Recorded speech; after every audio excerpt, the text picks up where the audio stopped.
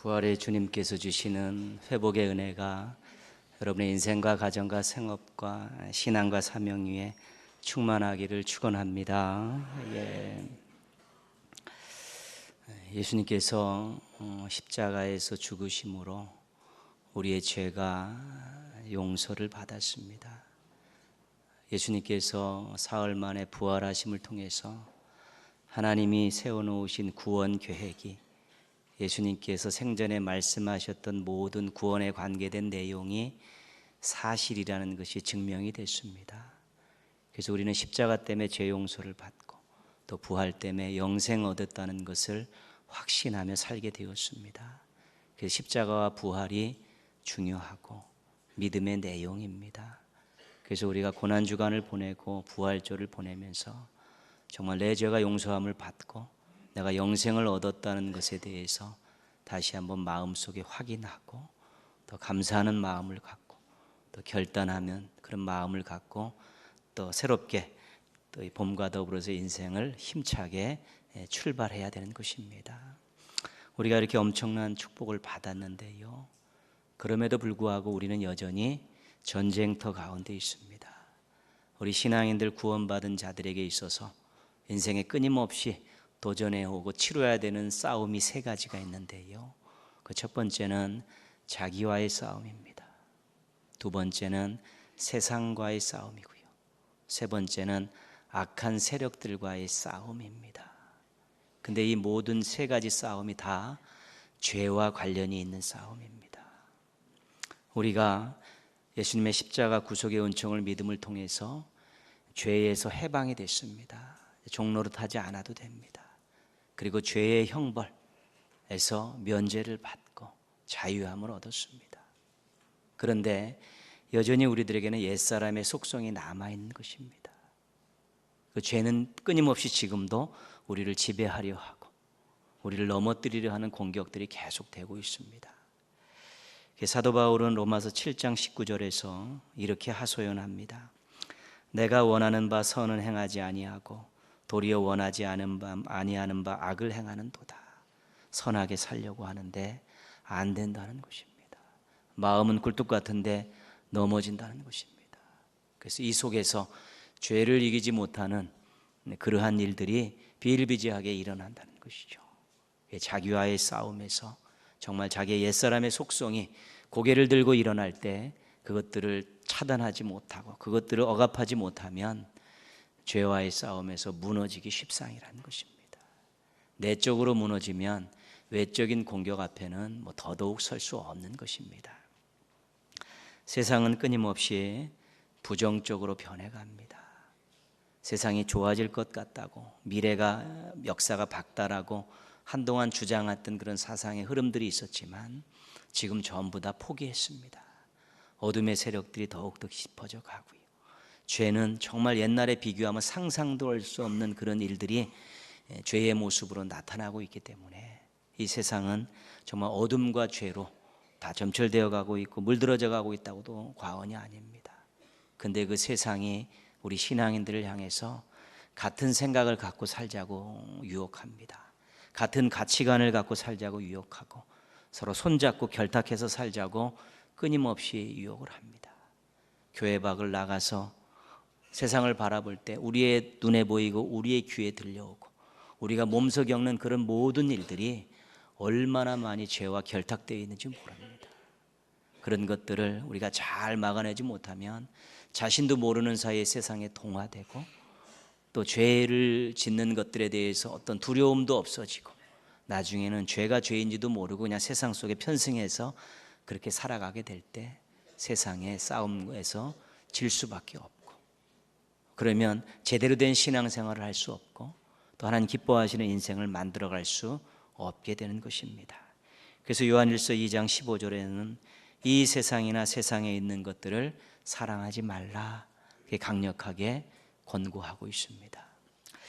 마귀는 하나님과 인간을 분리시키는 것이 주요 사명입니다. 인간관계를 파괴시키는 것이 그의 특기입니다. 거짓말을 이용하고 이간질을 통해서 하나님과의 관계에 문제를 만들고 인간들의 관계를 문제를 만드는 것이 악한 세력, 마귀가 하는 일입니다. 근데 관계에 문제가 생기는 그 자리에는 항상 죄가 있는 것입니다. 하나님과의 관계가 문제가 생기면 그 문제의 시발은 뭐냐면 죄입니다. 죄와 하나님과 인간과의 관계를 차단하고 분란을 일으키는 것이고요. 우리가 인간들끼리 서로 문제가 생겼을 때 그 마음속들을 들여다보면 거기에는 미움이 있고요, 시기가 있고요, 복수하고픈 마음이 생기는 것입니다. 그렇기 때문에 항상 악한 것들이 하나님과의 관계, 인간관계를 파괴하는 그 현장에는 항상 죄가 들끓을 수밖에 없는 것이죠. 베드로전서 5장 8절에는 근신하라 깨어라 너희 대적 마귀가 우는 사자같이 두루다니며 삼킬 자를 찾나니, 틈만 보고 성도들의 그 마음 속에 틈이 생기는가, 그 삶 속에 틈이 생기는가 안가를 보고 그것을 건드려 가지고 하나님과의 관계, 인간관계를 해치면서 실족시키려 하고 있으니까 정신 차리라는 것입니다. 자기와의 싸움, 세상과의 싸움, 악한 세력과의 싸움, 마귀와의 싸움에서 지게 되면 죄의 종로로 타게 되는 것입니다. 그렇기 때문에 문제가 심각한 것입니다.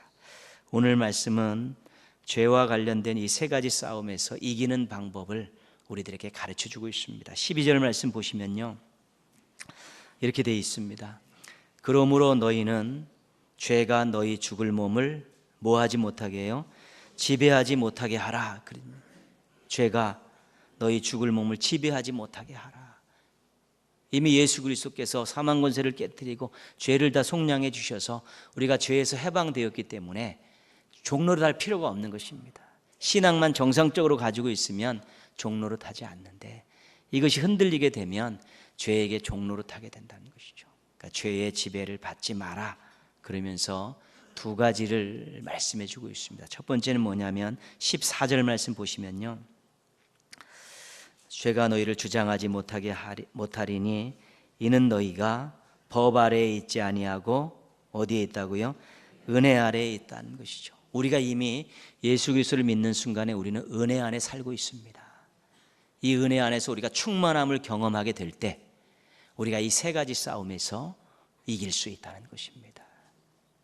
은혜가 충만하다는 뭐냐면 하나님이 주신 것들로 채운다는 것입니다. 우리가 구원받을 때도 은혜로 구원을 받았지만 우리의 신앙을 지키고 우리의 인생을 펼쳐가고 또 우리가 하나님께 영광을 돌리는 삶을 살아갈 때 하나님의 은혜가 없으면 안 되는 것입니다.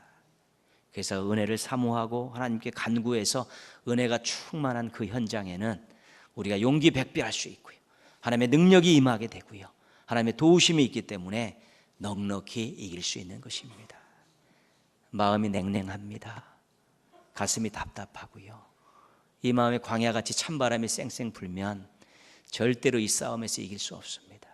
십자가를 생각하는데 감격이 없고 부활을 생각하는데 기쁨과 소망이 생기지 않으면 이 신앙 자체가 찬바람이 불고 있는데 은혜가 없는 것입니다.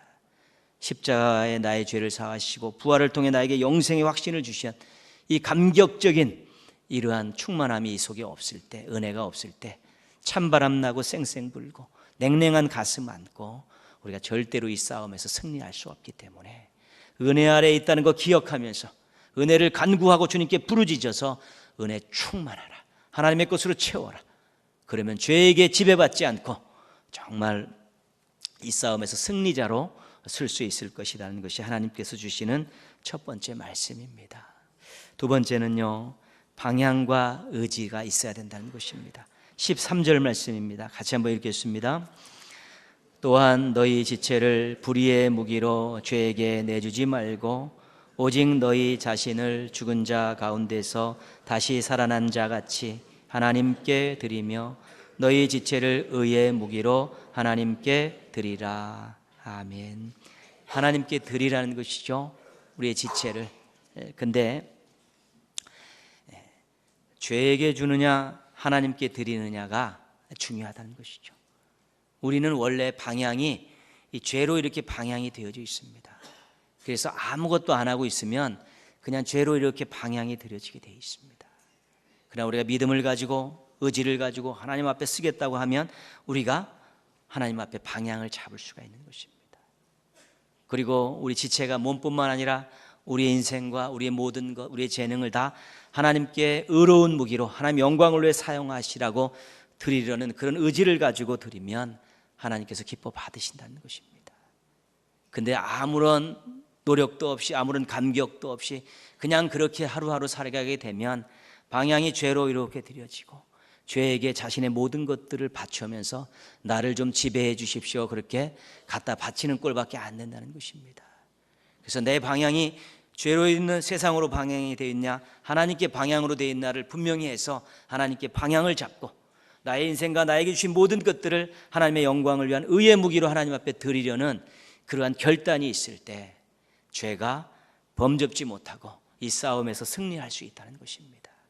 그러나 세상 것에 빠져서 자기 의를 추구하면서 그렇게 살다 보면 자신도 모르게 방향이 죄 쪽으로 가게 되고요, 자신이 좋아하고 자신이 얻었다고 생각하고 자신이 자랑거리 이런 것들이 전부 죄의 불법 무기로 사용되어질 수 있다는 것입니다.